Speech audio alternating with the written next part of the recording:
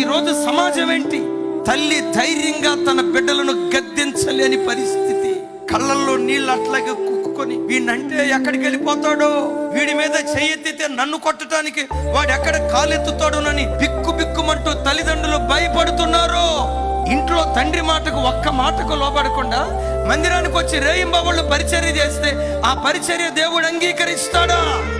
అరే, కన్న గర్భానికి గద్దించే స్వతంత్రం లేదా? రెక్కల ముక్కలు చేసుకొని కష్టపడుతున్నారే, చెమటోడ్చి మట్టి పని చేసి చిరిగిపోయిన బట్టలు వేసుకొని, మాస్కులు వేసుకొని, బనియన్ వేసుకొని, వాళ్ళ రక్తాన్ని చెమట రూపంలో దారపోసి కార్పొరేట్ స్కూల్లో చదివించారే, కార్పొరేట్ కాలేజీలో చదివించారే.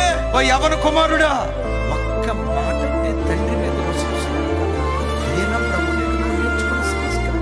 యవన బిడ్డలారా, దేవునికి కావాల్సింది నీ పరిచర్య కాదు, ముందు నీవు దేవునికి కావాలి.